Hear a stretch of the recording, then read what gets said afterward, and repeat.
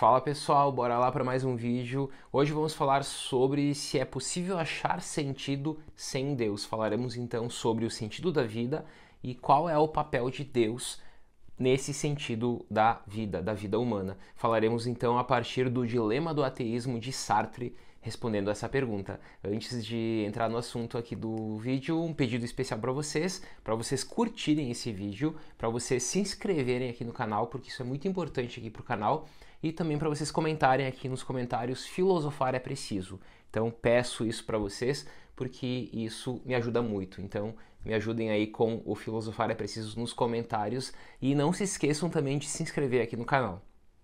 Bora pro assunto de hoje então. Hoje eu vou falar um pouco sobre o existencialismo de Sartre, a partir especialmente da obra O Existencialismo é um Humanismo, fazendo aqui comentários a partir do sentido da vida a partir desse autor. E já começo citando outro autor, que é o Camus, no livro A Peste, quando nós encontramos nesse livro a seguinte pergunta: é possível acreditar de maneira ateísta em Deus? Essa é uma pergunta de Camus e é uma pergunta que também está presente no pensamento do Sartre. Ela também está presente nesse tipo de investigação existencialista que Sartre acaba desenvolvendo na sua filosofia. Claro, Camus é absurdista e não existencialista. Então aqui nós temos o Camus pelo absurdismo também falando sobre o sentido da vida. Para Camus não há sentido e a resposta diante da ausência de sentido é a revolta. Para o Camus é a revolta. E o Sartre, então, veremos aqui o que ele fala sobre isso. O Sartre ele formula o postulado de que Deus não existe, então ele já parte dessa concepção ateísta, porém nós verificaremos aqui uma espécie de dilema a partir desse ateísmo em Sartre. Apesar disso, porém, consta que esse Deus nunca pode ser extinto totalmente da consciência humana, pois, cito Sartre, se Deus morreu, então tudo é permitido. Bom, Sartre vê nesta consequência o seu ponto de partida do seu existencialismo. Bom, claro que essa frase também é muito conhecida a partir da obra de Dostoiévski, Se Deus não existe, tudo é permitido, e aqui também está presente como pano de fundo aqui do debate do existencialismo. Então, vamos tecer alguns comentários a partir disso, a partir do papel de Deus para o sentido da nossa vida, da nossa existência. Bom, se Deus não existe, não temos a mínima certeza de que a vida do ser humano tem sentido. Por quê? Porque se Deus existe, nós já sabemos que há um sentido. Mas agora, se Sartre parte da não existência de Deus, então não dá para falar de um sentido já posto sobre a nossa existência, a nossa vida. Sendo jogado neste mundo sem ser perguntada, a pessoa, apesar disso, não pode viver sem sentido. Esse é um ponto. Nós somos jogados no mundo, ninguém perguntou para nascer, e esse também é um debate que Heidegger vai fazer, e, portanto, justamente por isso, qual o sentido? Há um sentido já pré-estabelecido, mas se somos jogados nesse mundo, então não há um sentido? Se Deus não existe, cada indivíduo deve criar o seu próprio sentido. Se nós partirmos então da concepção ateísta de que Deus não existe, qual é a saída? Para Sartre, é que nós precisamos criar um sentido. Bom, aqui nós temos várias visões filosóficas de fundo, nós temos aí o Nietzsche ainda com a sua marca para toda a filosofia do século XX, então, grosso modo, a gente pode falar que sim, há um sentido externo no mundo antigo, que é o sentido cosmológico, que se dá a partir do princípio cosmológico.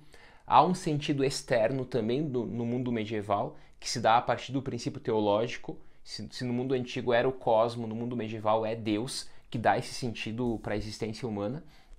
E a partir da modernidade nós temos o sentido sendo buscado no próprio ser humano, a partir da racionalidade humana, a partir da autonomia humana. Então é aí que o sentido é buscado, a partir do ser humano mesmo. E, portanto, aí nós temos o princípio humanista. Saímos do princípio cosmológico dos gregos, teológico do medieval, humanista dos modernos. Mas a partir do século XIX, aqui nós temos a figura de Nietzsche, principalmente, há um novo princípio aqui que surge, que é o princípio da desconstrução.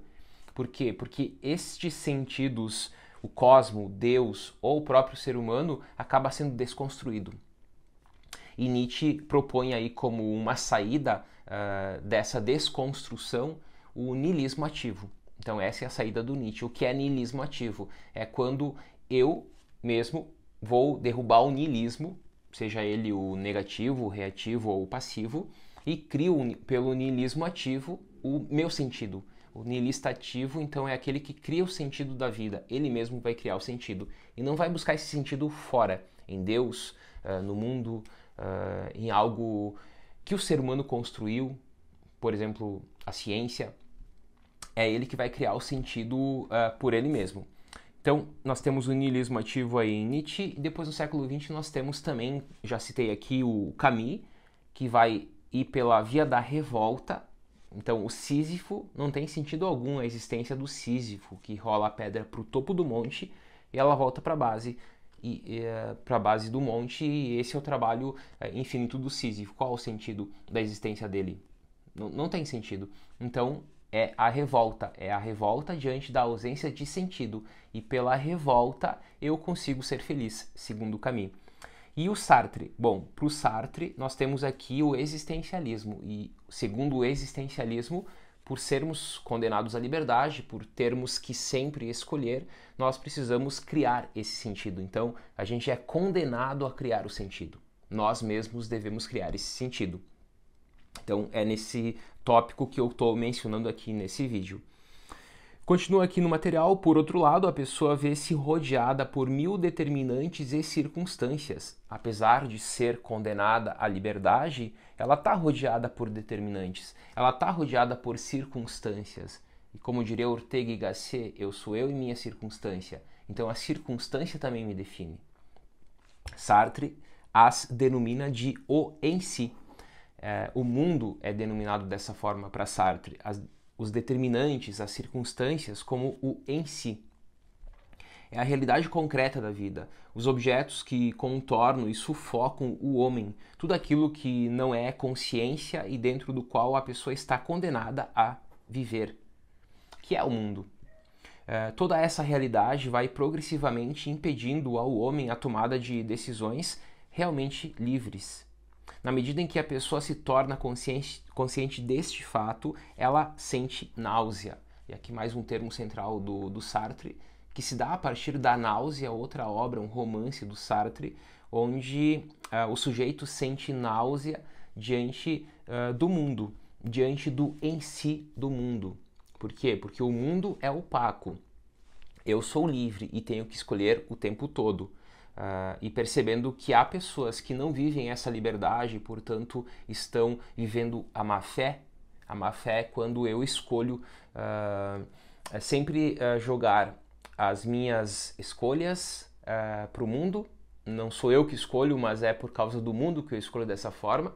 É quando eu nego a liberdade, isso é agir de má fé, aí nós sentimos náusea. Então a náusea é um sentir aqui apresentado por Sartre que remete justamente a essa má-fé.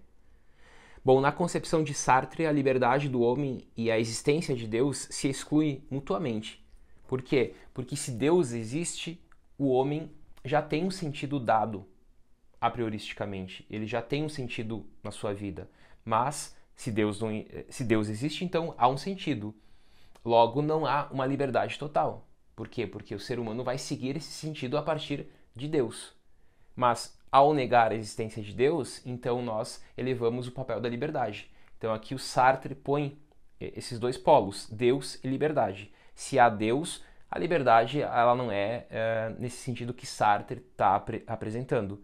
Agora, se há a liberdade, nesse sentido de que sim, somos condenados à liberdade, temos que escolher o tempo todo, bom, aí ele exclui a possibilidade de Deus. Essa exclusão significa para o homem que ele se perde num círculo vicioso, onde não há saída. Isso porque, se Deus existisse, a vida do ser humano de antemão teria um sentido, que se dá a partir da existência de Deus. Deus existe. Se nós partíssemos desse ponto como algo absoluto, Deus existe, então há um sentido. E esse sentido provém justamente dessa existência de Deus. Por outro lado, a pessoa não teria liberdade absoluta para criar o seu próprio sentido. Se Deus existe, a liberdade ela perde espaço, essa liberdade absoluta.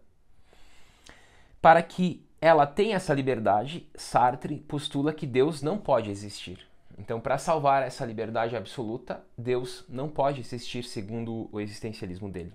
Mas, se Deus não existe, o homem, na sua livre criação de sentido, porque é ele mesmo que cria o sentido não vem de fora, é o ser humano que cria o próprio sentido, e ao criar o sentido, ele está criando aqui algo que todo mundo poderia seguir.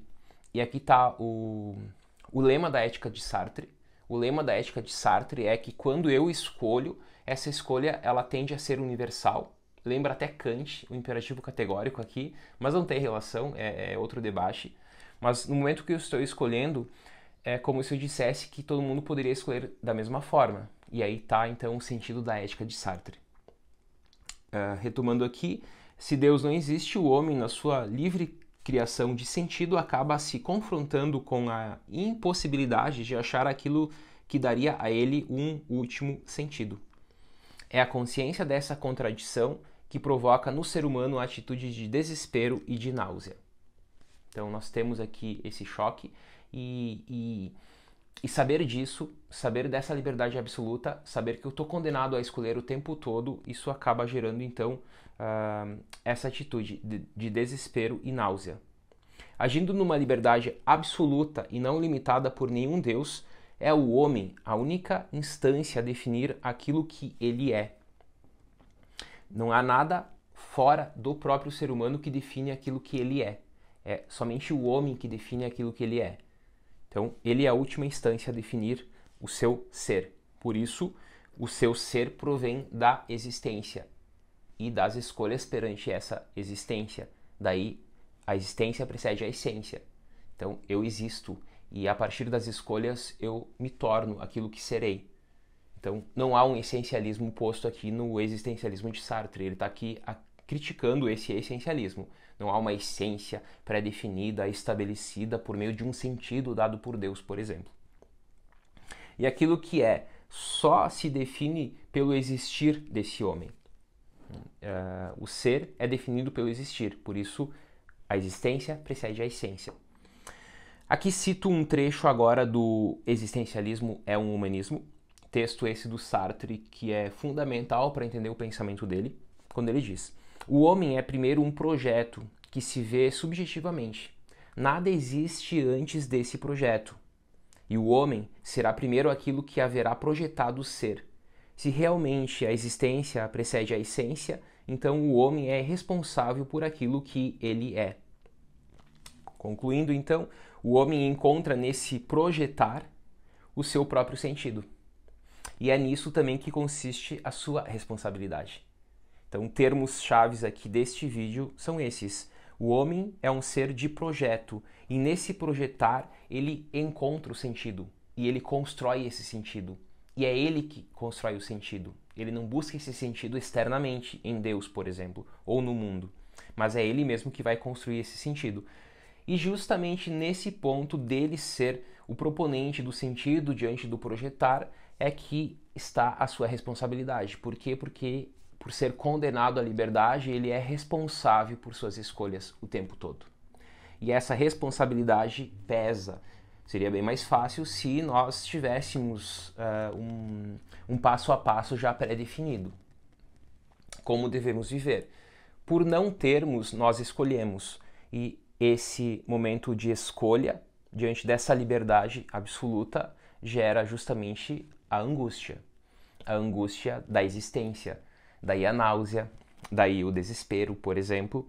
Mas é o que somos. Somos sujeitos livres e, portanto, temos que o tempo todo escolher e sermos responsáveis pelas nossas escolhas. Bom, pessoal, então um pouco de Sartre aqui, um pouco de existencialismo. Mencionei um pouco aqui desse dilema que Sartre propõe entre Deus e liberdade absoluta. Para mais conteúdo sobre filosofia do século XX, filosofia contemporânea, comentem aqui outros autores que vocês gostariam que eu comentasse aqui no canal sobre filosofia contemporânea, ou outros períodos também, então comentem nomes de filósofos aqui nos comentários, porque aí eu posso separar os nomes que mais foram comentados e fazer vídeos sobre esses nomes. E quem chegou até aqui, vocês já sabem, né? Emoji de coruja aqui nos comentários também para saber que vocês chegaram até aqui e nos vemos no próximo vídeo. Um forte abraço e até mais.